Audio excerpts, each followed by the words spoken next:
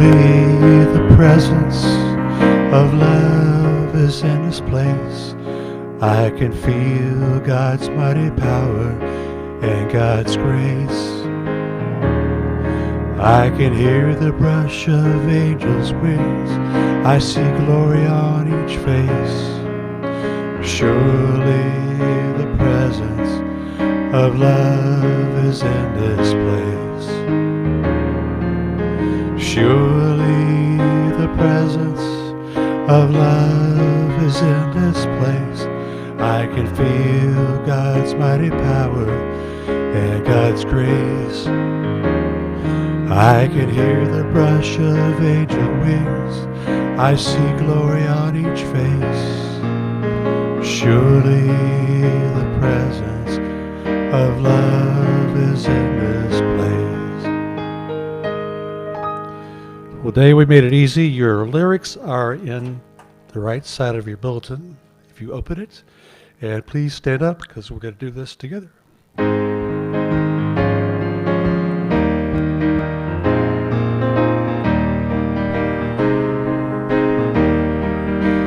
It's in every one of us to be wise. Find your heart, open up both your eyes. We can all know everything without ever knowing why. It's in every one of us by and by. It's in every one of us to be wise. Find your heart, open up both your eyes. We can all know everything without ever knowing why. It's in every one of us by and by. Thank you.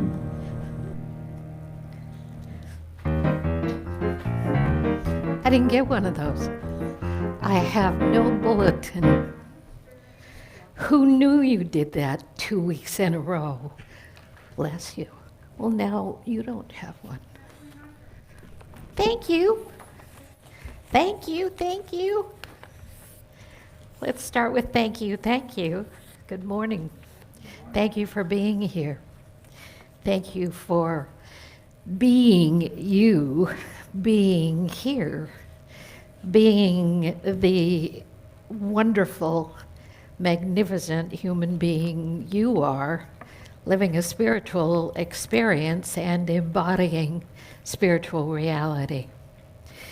The experience of growing into spiritual awareness goes through stages, and many people say, when I was a child, I knew. When I was a child, I knew. And if I had had the instruction as a child, where would I have been now? But we discover that the journey is one of unconscious to conscious, or from conscious to unconscious, to conscious to unconscious, to the journey of life takes us into and through these stages of waking up and then moving back into the depths to reveal to ourselves once again the next steps and the next phase of a right and perfect unfolding. And so we move into the awareness sequentially. And it's good that way because it fosters the ability to integrate and be able to practice spiritual ideas in a more, consistent way. And so we level up, and then we get ready for the next stage of growth. There was something Teilhard Chardin said about plant growth, and it was something about phylums and peduncles. And I don't fully understand phylums or peduncles, nor do I understand them at all. But what he said was, you come to as something is beginning that growth process, or engaged in their growth process, it comes to that point in the if you would call it the tubular structure, where it comes to its own edge and then pushes through and explodes into the next level of development. And that over and over and over again, consciousness is that way, life is that way. We move through these stages where we're very awake and very alive, and then suddenly we're digging again into the depths of our own spiritual awareness and turning over the pearls and the elements necessary for that next phase of development. When we know that life is that way, then we stop being so harsh.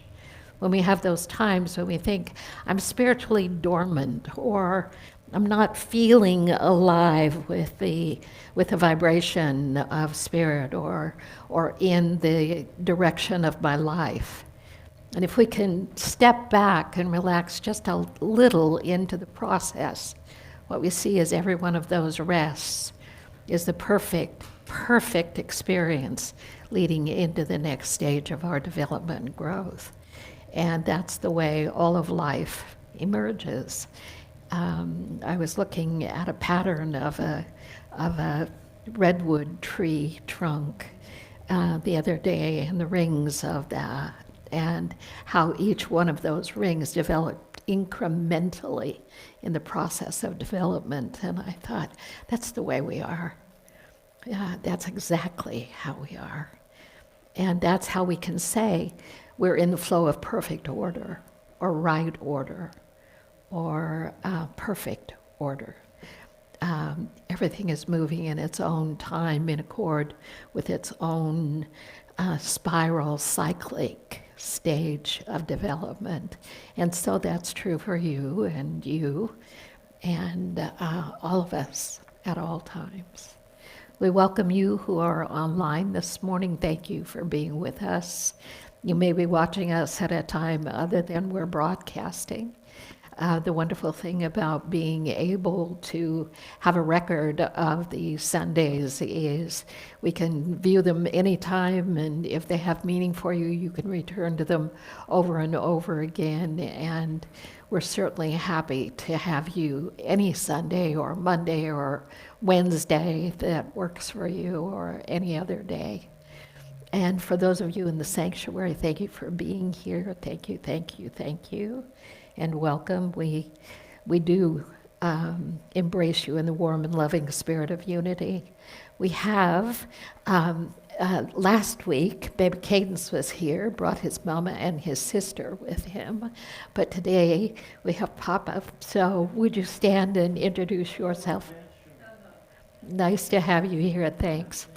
We have guests who were here a few weeks ago, and I can't remember your names. Would you tell me again? The two of you. Jeff. Thank you. Thank you for being here. And Stone is back for a second week in a row. Thank you for being here. Miss Chris, our daily word today is we gather and magnify. We gather and magnify. She's coming. She never knows when I'm gonna. I know. I'm unpredictable me. Whoop. Good morning, good morning. Good morning. I better do this too. Good morning. It's nice to see new faces. I'm gone 1 week and we have new people. Yeah. I love it. Thank you, thank you. So as Linda said, the daily word for today is gather. We gather and magnify the presence of God. That feels so good. You're all magnifying the presence of God within this room. As I gather with others in the spirit of love and peace, my awareness of God's presence becomes more powerful, even more palpable. Together we create an energy, a vibration greater than any of us has alone. I am comfortable and at ease when I notice our differing appearances, preferences, backgrounds, and opinions, because I am reminded of the limitless diversity of divine expression and my place in it. When I join in fellowship with my family, friends, and all others who are dear to me, each of us becomes a mirror for the other. We see in one another the divine presence that lives in and expresses in every person. The unifying energy of divine love unites and binds us together. Woo-hoo. In this love, we are one. And from Psalm 133, semicolon or colon 1, how very good and pleasant it is when kindred live together in unity. Notice they put unity in there. It's in the Bible. So again, we gather and magnify the presence of God. Thank you. And so it is.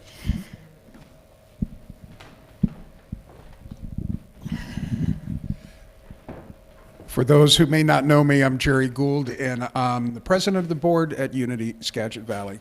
We've got some exciting things that are happening here, including redoing our lights, getting some, improving our tech, which sometimes has some glitches. Like, I need to apologize to the folks online. You had 10 minutes of wonderful programming last Sunday, and then we realized we forgot to plug the camera in. So we went away, but you can catch us on our YouTube channel. The talk is on the YouTube channel, so please join us there. Want to greatly appreciate Ellen Martin for having lots of work in getting the lights going and actually figuring it out. Thank you, Ellen. Yay. I was busy being the stand-in for Linda, like this, just getting the lights right. Other exciting things that are happening in our sanctuary. We did some visioning over the last 6 months, 8 months, and part of our visioning is to make some improvements in our physical experience to help us improve our spiritual experience. And part of that is just comfort, such as being warm in the winter and cooler in the summer. People have taken this so much to heart is that I'm very excited to announce that in June we will have new HVAC for the sanctuary. Yay. So HVAC includes a new furnace that hopefully will be a bit more quiet, and air conditioning. So when you come here in August, we will be of a much more reasonable temperature. The exciting thing is that people stood for this. So I want to thank Ted and Louise and Heather and Sam and Denise for being an ongoing part of this committee to make sure that we have our physical plant being able to serve us. And the exciting thing is that these people stood up and made the funding happen. And so our HVAC is paid for. So, you know, that's one thing to say, wouldn't it be nice? It's another thing to say, let's manifest. So again, I want to really express my appreciation for those folks and the people here that help us manifest. It shows, the universe notices. Linda had made the wonderful announcement that she is the recipient this year of the Myrtle Fillmore Award. And so that's exciting. So people who amplify what we all know Linda to do, making that heartfelt, compassionate connection, to the people that not only affect us, but obviously has been recognized worldwide. Thank So you. that's very exciting. We have an opportunity to support Linda and Kay in receiving that award in June, is that we can, and I'm inviting you to contribute to a fund. We'll call this the Award Fund. And so by going online, for those people who are out there stopping by, depositing a check or an extra check, just designate it Award Fund. And we have a goal of raising $2,000 to make sure that Linda and Kay get there for that well-deserved award. So Thank you. this is very exciting. Yes. When you say get there, can you say more? And for people Thank you. who might not know who Myrtle Fillmore is, could you say more about that? Charles and Myrtle Fillmore are founders of the Unity Movement, and they were seekers themselves, going out and educating themselves, and Myrtle especially was that person that kind of drug Charles along, and Charles gets a lot of the credit, but it was Myrtle who said, I have figured out how to connect with the universe, and not only is it in my mind and in my spirit, but she was a healer. So the early years, and still now, is that the Unity Movement is part of the ministry is the physical healing along with the spiritual healing. So they started off by producing literature, and they were educators, they were teachers, and they really didn't even want a church. But people started gathering. And the where is Unity Village just outside of Kansas City, where they started a retreat center for people who worked in the publishing business. And that has become, I like to say, the mothership for, so if you ever get an opportunity to go and see Unity Village, a magical, wonderful place. There's actually a fountain dedicated to our minister in Unity Village that she hasn't seen yet. So this will be an opportunity for her to go home, to be able to certainly win this a well-deserved award and see the fountain that I got to see a few years ago. But I'm looking forward to her having that experience. And I know that I've written my check, and I invite you to do the same. So let's send Linda and Kay back to the mothership, back to Unity Village. Thank you. Thank you. Thank you all. Thank you, sir. So, big things happening. Big things happening. So, for those of you I don't know well, I've been a Unity minister for 49 years and served in any number of capacities at Unity World Headquarters and been a part of how this movement has grown and expanded in my own way and in my own work. I have served 3 ministries in 10-year increments, one in Springfield, Illinois, one in Santa Barbara, California, one in Bellevue, Washington, and now here, which is my 4th ministry. And it's always my honor. It is always my honor. And I might wake up on a Sunday morning and think, oh, this is my 2,000 millionth sermon on a Sunday morning, however many there have been, but it's an honor to do what I do, to have been called and to be able to do this work for all these years and to keep on keeping on. I believe in what Unity teaches to the degree that I can't imagine dedicating my life to anything more valuable than bringing these principles to people's lives. So I may get a little squirrely from time to time and go my own direction in things, swim on my own course. But I'll tell you this, Unity is the foundation that saved my life. And it has saved so many lives and transformed so many people's lives into something more than I or others could have dreamed. And from the beginning, it was if I could just serve one more person and give them what I received. I think that's the beginning dream for most of us. If I can give back one to one. And then you discover as life unfolds that you're the one who's receiving. That concept, give back, is in fact a constant flow of blessing. So it's a big honor to receive the Myrtle Fillmore Award, and I do so on behalf of our ministry and on behalf of this great work. And that'll be mid-June. We'll leave on the 12th of June and return. Kay will come back sooner, but I'm going to go on retreat for a week following that. So anyway, mid-June, coming right up. Announcement. Can you make the following announcement, please? Says our extraordinary kitcheneer. She's hard at work in there, Gail Marple. As you heard last week, perhaps, has volunteered to be the team leader for a small group of people who will take care of the kitchen. We need, from the congregation, 4 to 6 people for this responsibility so that the work can be spread out and no one has to be on duty every week, including Gail.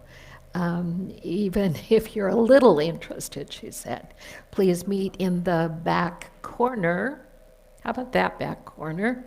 After the service for more information. And she thanks you in advance. What does it mean? It means putting food out if we're serving that day, helping make coffee, and cleaning up when we're done. So thanks.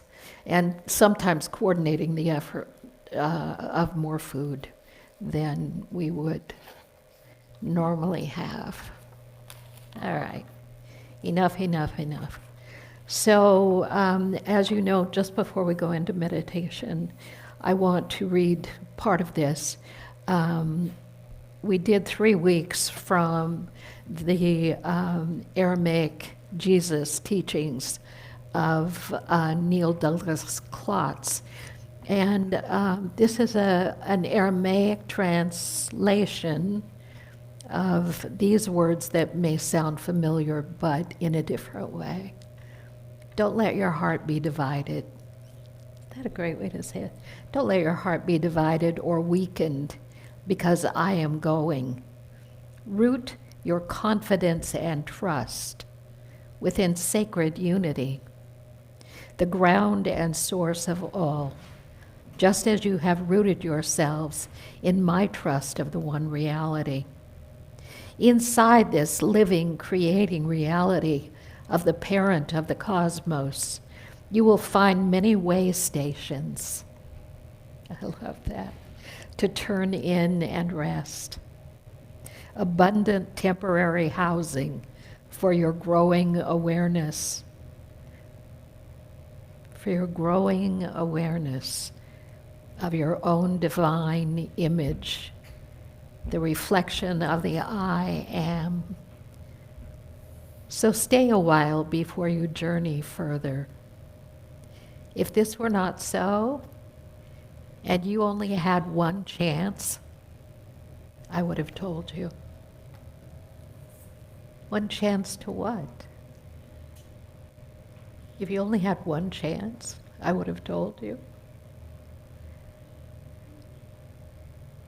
What he says is, in the extended version of it, this is why I'm going ahead and returning to the Holy One, creating in my wake a fusion and infusion of divine light and consciousness, a station where you can rest, an opportunity to follow on the same journey. A lot of words. You'll find many way stations to turn in and rest as you follow your own divine image in awakening to the great I am, the one that is and has always been the beginning within the beginning and the truth within the truth. And you have as many opportunities as you choose to awaken. And by awakening, I mean as many chances as you need to move through that continuity of flow as you are experiencing different phases of your growth and development. An infinite possibility for life. An infinite possibility for love and for guidance and clarity and deep renewal. A place of peace, a habitation of rest and light. That place we all think might be somewhere, or that we've given up on, but is present here, right in the midst of being itself, your being and mine. So as we share our song, Blessing to the World, it's printed in your bulletin. Let's sing the truth of this. And let's sing it as I am rather than you are.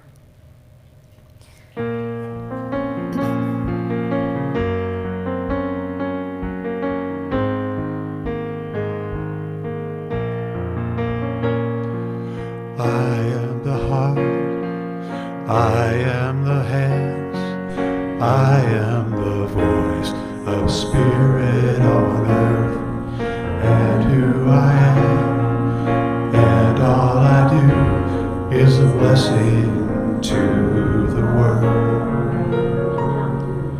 I am the heart, I am the hands, I am the voice of spirit on earth, and who I am, and all I do is a blessing to the world.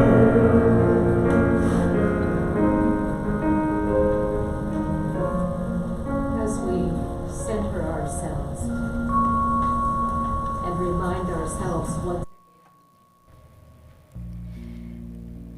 that the infinity of life itself is beating and pulsating here in the midst of our own being. And when I say being, I don't mean just in the body. I mean, it is the pulsation of life itself, of infinite life, as it moves, as it animates, as it creates, as it dissolves and recreates, as it enlivens, as it energizes, as it brings us to rest.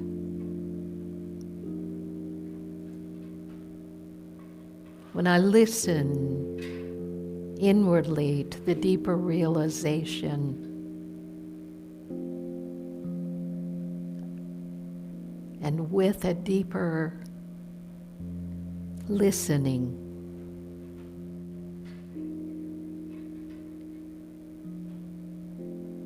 I open myself to the great ocean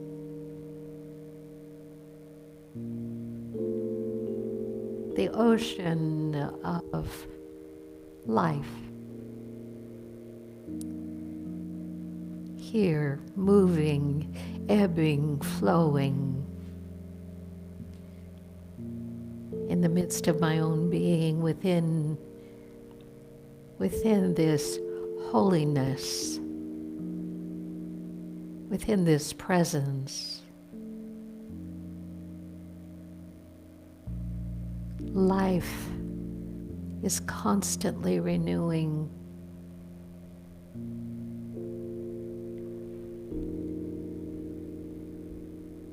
the creative pulsation of life itself,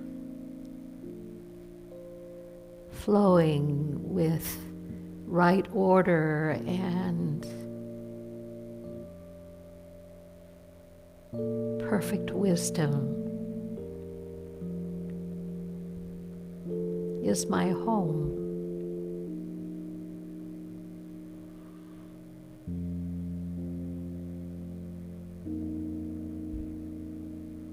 I am.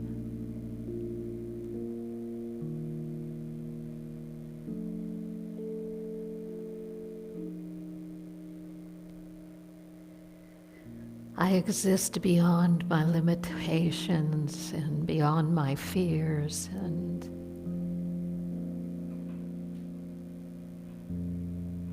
the ideas I've taken on.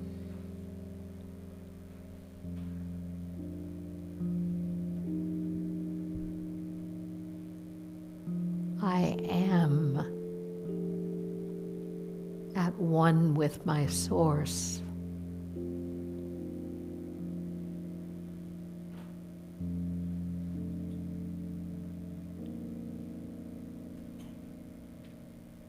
I listen.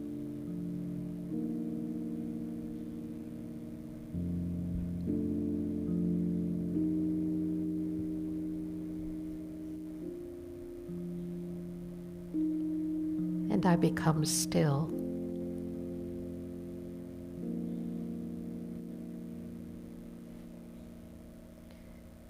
The world goes on around.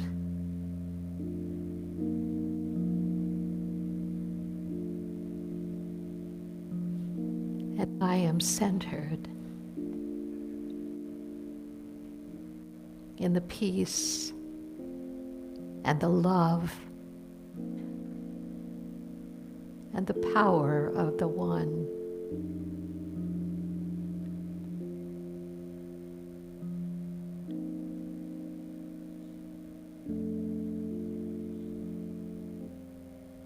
I listen.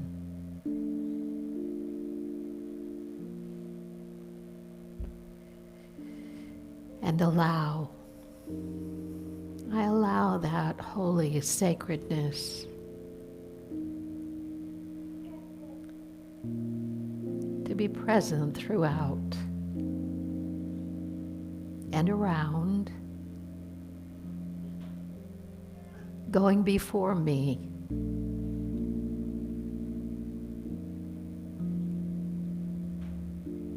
My feet know how to move with the rhythm of spirit.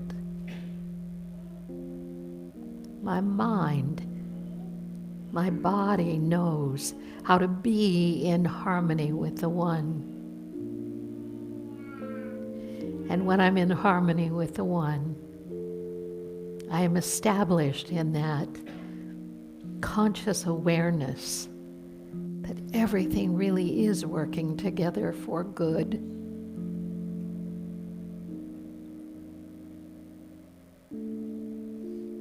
Right now, in this moment, within your being is all that you need for sustenance and support, for comfort and peace. In this moment, the fullness of life is breathing your breath and beating your heart and moving all the aspects of you in that perfect, life-filled way. The questions you have are answered in right timing. The prayers you hold and release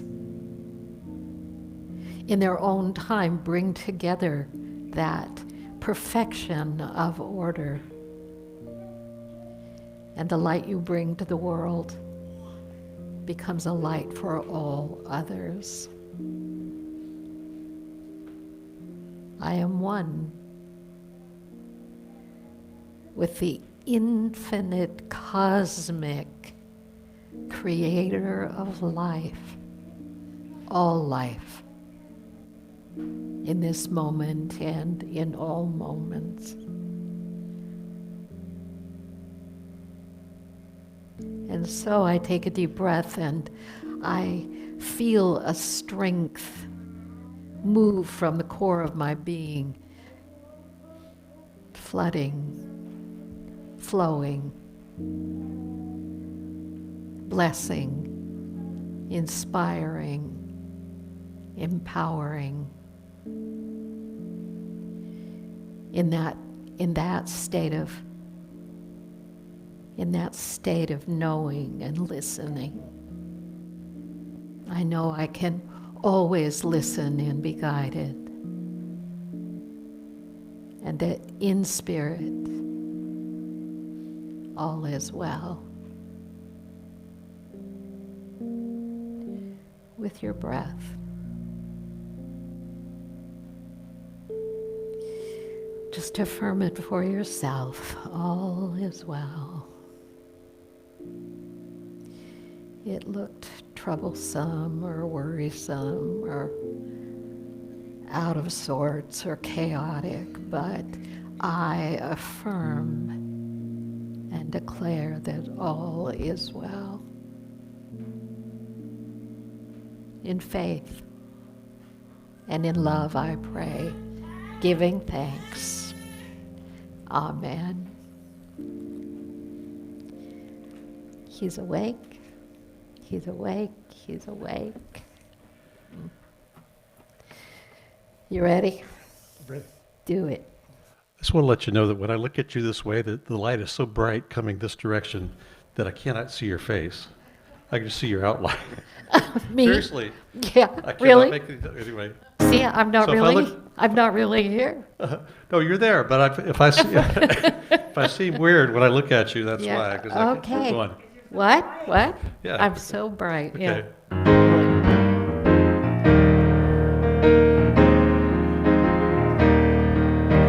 Way over yonder is a place that I know, where I can find shelter from a hunger and cold, and the sweet taste and good life is so easily found.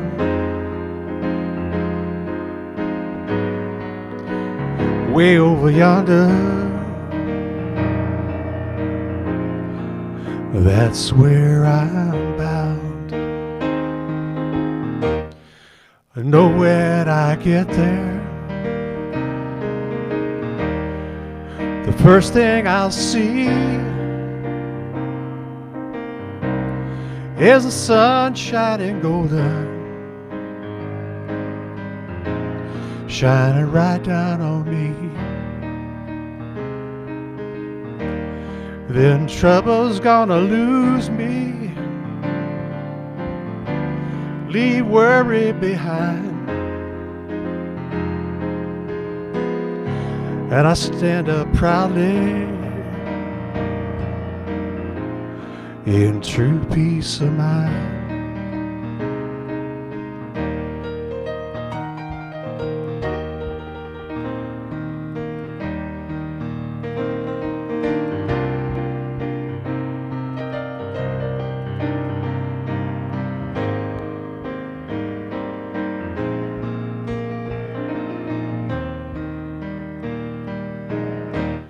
Way over yonder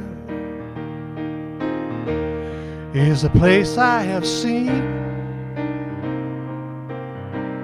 in a garden of wisdom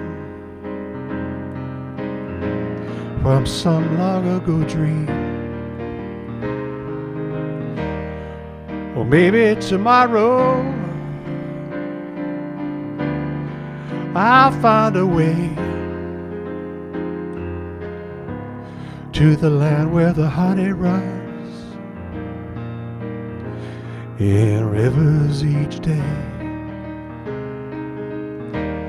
and the sweet taste and good life is so easily found way over yonder. That's where I'm at. Way over yonder. That's where I'm bound.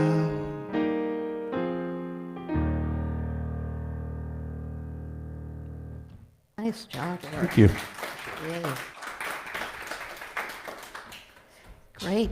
Whoa.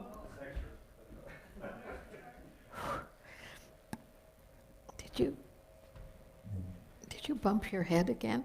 Or did you just fall down the stairs? You know, I don't know. We're going to start putting in ramps for the team here. Nasruddin, the Persian saint, they called him a holy fool, but he was a great teacher, this one. So one day, Nasruddin is fishing on the banks of whatever river was nearby, and someone was observing him, and what the person observing him noticed was he was throwing back all the big fish. So curiosity reigns, and the person approached Nasruddin and said to him, "I noticed that you're throwing all the big ones away." And Nasruddin responds, "Well, I only have a 7-inch frying pan, and that story sticks. I only have, why? I can't have a fish larger than 7 inches. I can't have one of the big ones. I can't have more than my capacity to receive. I can't have more than my capacity to perceive. I can't have more than my ability to expand into an awareness greater than the one I have that's familiar to me, that's known." And in that state of mind, possibility becomes something way over yonder rather than here and now. What is possibility? What is possibility? What is the experience in possibility? And what is the experience of your own learned witness of possibility manifesting in your life? What shifted in you? What changed? What occurred? What was the element that was present when you shifted from one way of witnessing life and how you contained it, and then something else happened? Frequently we don't know what we did to make that happen. But if we really reflect on it, there was an expansion. We expanded our ability to see. We expanded our ability to be in that flow in a larger way. And what occurs in that is that which is unlike that state of mind or consciousness, that size of our container. What is unlike that falls away, because as we know, the thing that we most consciously hold to be so is the container for everything we magnetize and allow to emerge.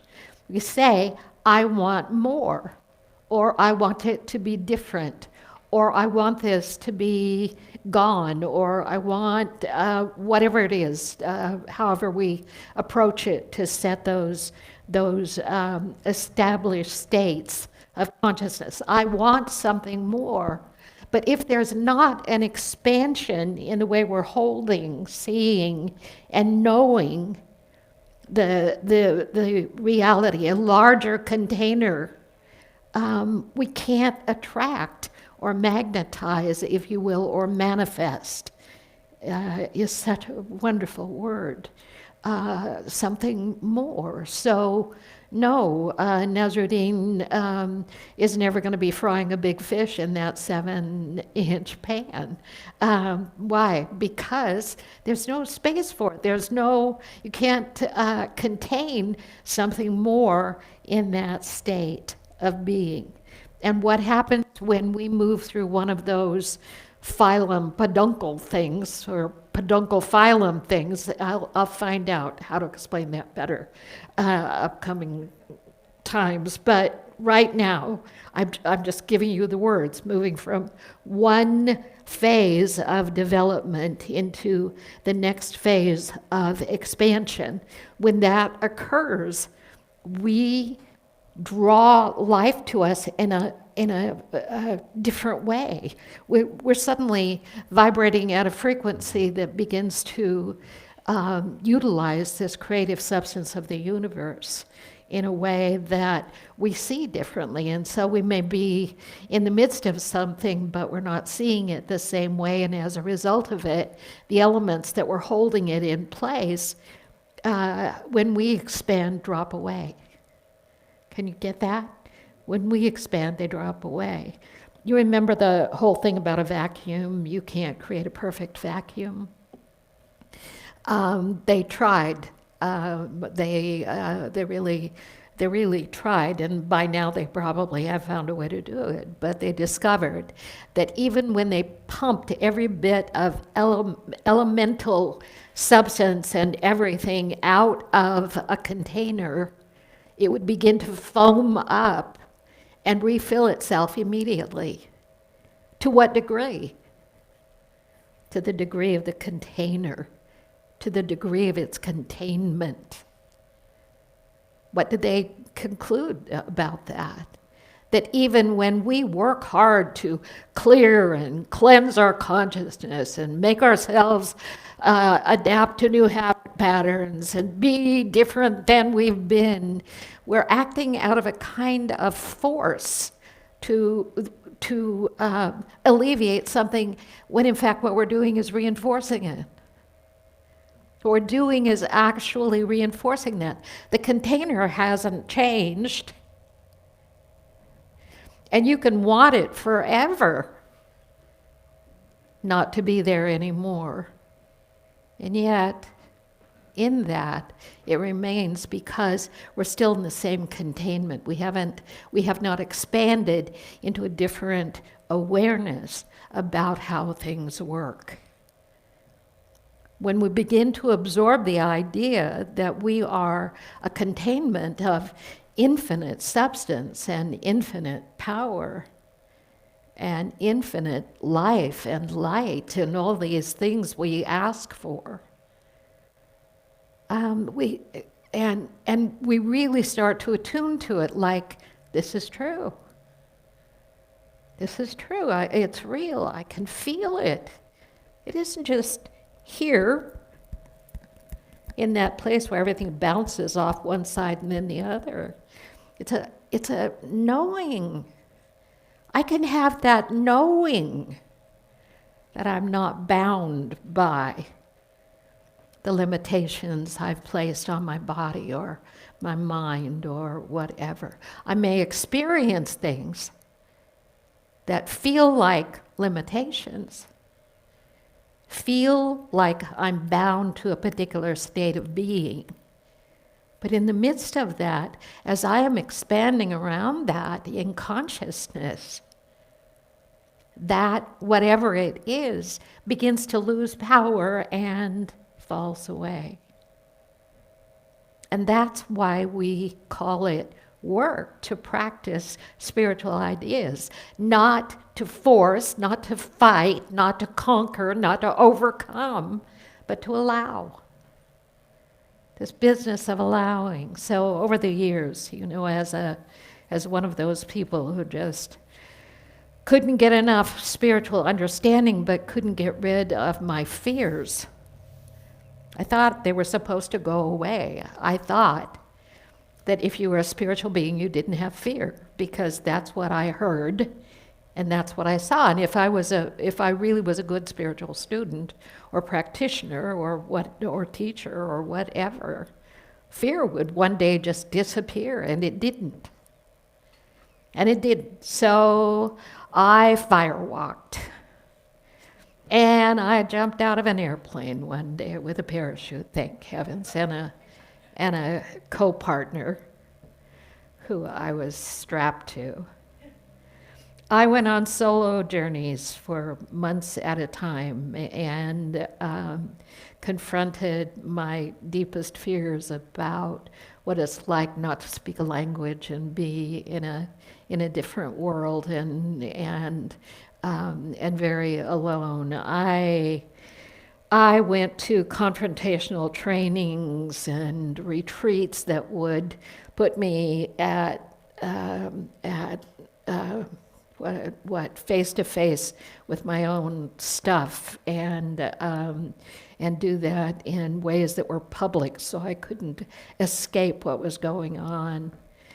And how many things I missed because I was so afraid, but how many things I did to try to get rid of it, like just keep coming back and strike it with a big stick and make it go away. Well, the limitations around that were huge. What I was willing to do and what I was terrified to do, but did anyway, and it still was there. I was different. What was happening to me was I was becoming different. But somehow this fear that had been there since earliest childhood was still there. Beat yourself to death with your limitations, that's what I say, and see where you get with that. You know, self-abuse through your limitations, it doesn't work.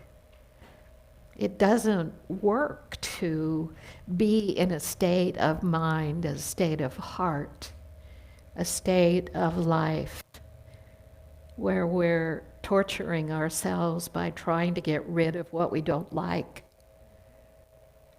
And the real answer is, until you can fall in love with your own way of being, you're still denying that you are a spiritual being made in the image and after the likeness of wholeness and perfection.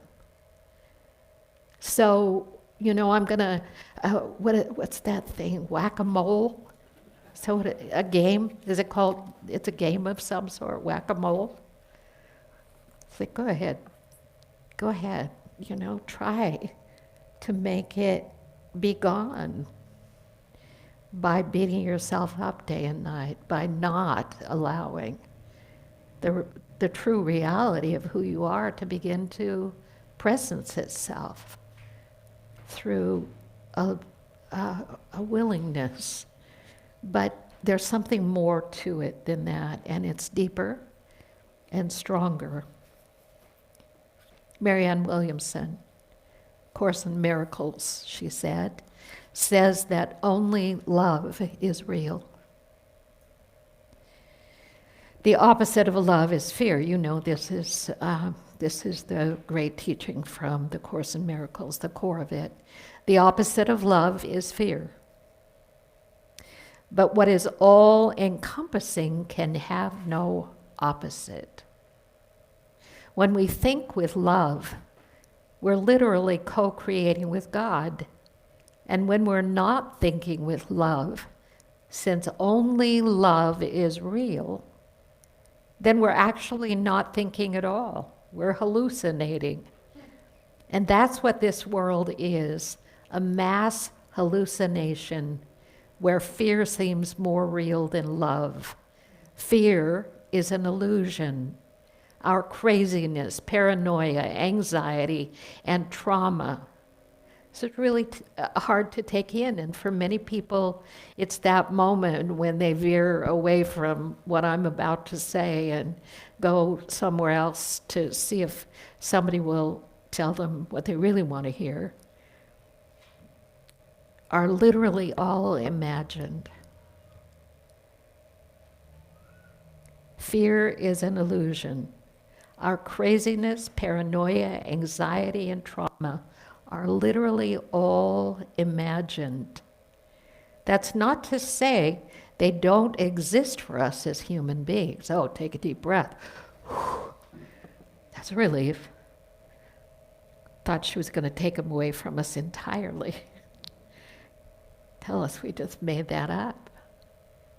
Oh, well, depending on the shape of my reality maker, maybe I did assign the meaning to it. Maybe I did bring it into what I believe to be my true reality. They do, but our fear is not our ultimate reality. And it doesn't replace the truth of who we really are.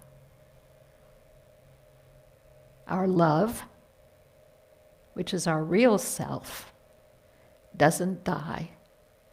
It merely goes underground. And then she continues, the universe provides us with a clean slate in every moment. God's creation holds nothing against us. A clean slate in every moment. We want forgiveness. We want freedom.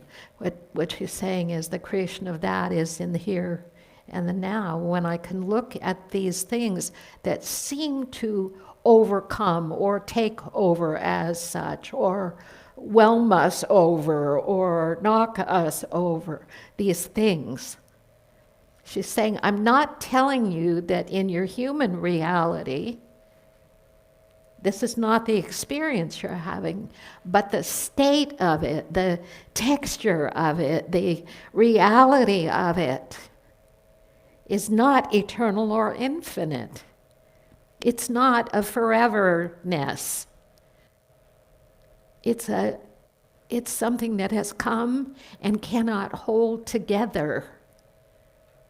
If you've grown as I've seen some of you grow, I have seen you redefine the entirety of your being through the practice of a new way of seeing, and that has shifted you into a state of opening where those old dominant ways of being have literally begun to dissolve. Accepting what was, accepting what is, and allowing, if you will, something else to be realized. Realized in such a way that it's fundamental, that it's core, that it's the very energetic from which you are running and seeing and thinking. I have watched it happen over and over and over again. Think about how many years and how many people thought their life was literally stuck forever in the mire of what had been. And then from the inside out, a greater awareness became present, emerged. And something that had always been there was no longer the standard reality of the way you thought or lived or saw. It just wasn't that way anymore. We say, how does forgiveness happen? Well, forgiveness happens not because I have to love you more than I did because of what you did to me. Forgiveness happens because something in me suddenly sees that I am not bound by that circumstance anymore, or that condition, or that person. Something shifted. I'm not who I was, seeing the world from the place that I saw it and now realize it happened, and it's over. How is that possible? Because something something pushes the edges of our awareness out. Why? Generally because we're open. We're willing. Or we're not quite willing, but we know there's a better pasture on the other side of this issue that I'm all stuck in. And when that happens, you change fundamentally. We change, I change fundamentally. In the very fiber of my being, I now don't see in the way I saw before. Love. She's talking about love as the only reality. Love for who or what? How about love for yourself? With the whack-a-mole game going on in your head, trying to keep up. I have to play that game sometime. Can't talk about things I've not seen, but yeah, it sounds a little violent to me. I don't know, but it might be fun to get that out. Who can say? What is it? What is it in that moment but the greatness of our own being that pops into one of those other ways of seeing? And then what do we do with it? Do we turn around and go back and resurrect what was there before, or do we take the example of our teacher and do we rise? Do we allow ourselves to rise? Which is the message of the ascension, of course. So I don't want to keep you too long, but I went on one of my solo journeys to Ecuador, and I've told some of those stories before. But the one I've never told is the gift of the anaconda. And I don't think I've ever told it. You ever heard it? No. Good. I have to check with my people. I can't remember anymore who I told what to, but it was, I decided if I'm going for it. So I booked this journey to an Amazon place on the river, on the Amazon River, and didn't have any idea the how, the where, the what, or whatever else that went with it. And but we were on the river for 7 hours. There's more to the story than that, but I can't tell you all of it because I don't have time. But anyway, we're in the boat finally, and we're on our way downriver, upriver, I don't know, but 7 hours on the river to get to this jungle camp thing, and then up a tributary, and then there it is. And I happen to be a person who has a history of, if there's a hole, I'll fall in it, and if there's something to fall off of, I'll in a group, it's my programming about being a little awkward or whatever that is. But I know that about myself, and so if they're going to ask me to jump off the boat, I'm going to jump where the mud is, because that's what you do. Or, if somebody's going to get a heat stroke, it'll be me, because that's just what I do. And that's it just lends itself to this story. So we're in the boats and we're doing things, and I had I'd been into the into the jungle, and our guide carved a stick for me so that I'd stop falling into things. And, we're doing okay. It's true, Jerry. It's absolutely true. And everybody else was young except the guide person, and we understood each other.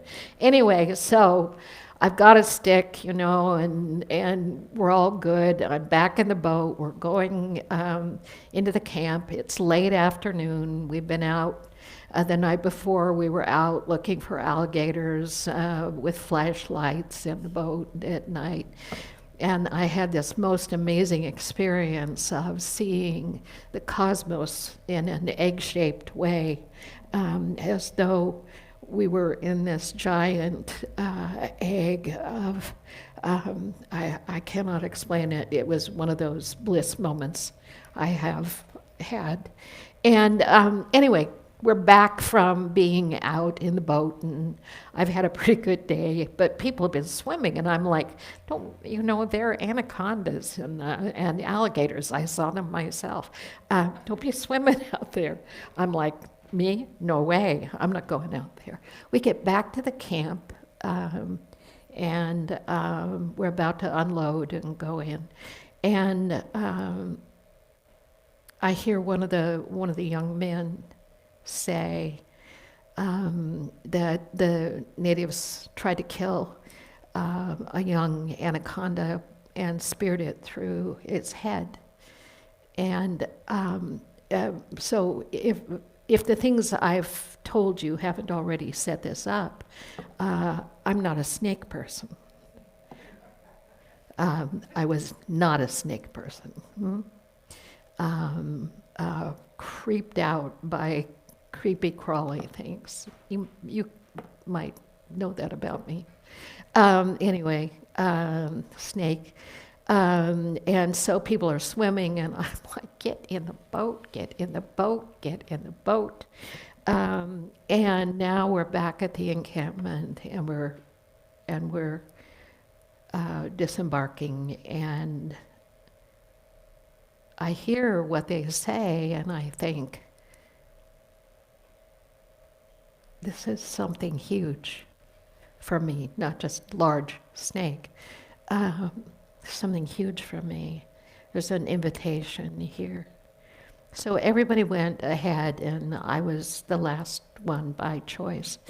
And I walked to where they were trying to heal this blessed being. It was the first time I ever connected with the awareness that this was a holy being that struck fear in the minds and the hearts of anybody who came in contact, basically. This was a holy being. And as I stood there and they were working to try to reform his mouth and the structure of his head, he's breathing, and I can hear him breathe. I can hear him breathing, struggling to find his own life force energy, his own breath. And they speared him because they were afraid he would come and take their children. And I had this sudden revelation that the reason we're afraid he's going to come and take their children is because we've moved into his primal territory. He was there first. And now we're terrified of where we've placed ourselves in the midst of this life experience. And so we have to destroy what's in our way. We have to fight, destroy it. So I'm having this amazing revelation going on, like cosmic download revelation moment, when I see everything differently, the way it all fits together, but the holiness, the sacredness of this creation. And I sat and I watched as they tried to save him. And then I watched as they had to put him in the water to make his own way in that moment, in accord with whatever the next step would be. And I cried, and I cried, and I cried. And I thought, I have been given this extraordinary gift through the suffering of this animal to see life in an entirely different way. And something fell away that has never come back. A lizard can startle me, but I'm more curious than freaked out. You know, a shower filled with little geckos, I'm good with that. Being out somewhere where nothing is familiar, I'm like, what is there here that is emerging in this moment in time for me to experience? And much of that fear that I tried to overcome or get rid of, because I believed it shouldn't be there or there was something wrong with me, shifted in the midst of love in that moment and so many other moments when I was so worried or afraid, when something in me opened up and I knew there was a different way to see. I don't have to love everything as such in that emotional way. But when I know that love is the foundation of all, I also know that all of life is in its own rhythm. And I can love that rhythm in me and in the world I see. And it changes me when I can meet life from that perspective. Mary Oliver, and then I'm finished. I worried a lot, she said. Will the garden grow? Will the rivers flow in the right direction? Will the earth turn as it was taught? And if not, how shall I correct it? I was right, I was wrong. Will I be forgiven? Can I do better? Will I ever be able to sing? Even the sparrows can do it, and I am, well, hopeless. Is my eyesight fading, or am I just imagining it? Am I going to get rheumatism, lockjaw, dementia? Finally, I saw that worrying had come to nothing, and I gave it up and took my old body and went out into the morning and sang and sang. Where do I go? Where do I go to find solace in the storm? I go where I've always been, to my source, to my creator, to the midst of my own being, because I discover that I'm not flawed. I am wholly, holy, and divinely made. And those things that come up that I use to be my limitations, it's my excuse frequently for not receiving what is true in that moment and in every moment. It's okay. It's all okay. Peace. Peace to you. Peace to each of you. May we give up this war with ourselves and move into a different kind of acceptance.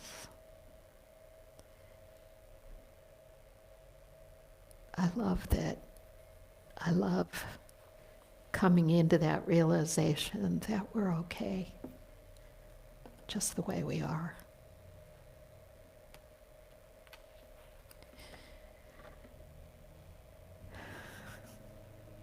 The light of God surrounds us. Just hear it.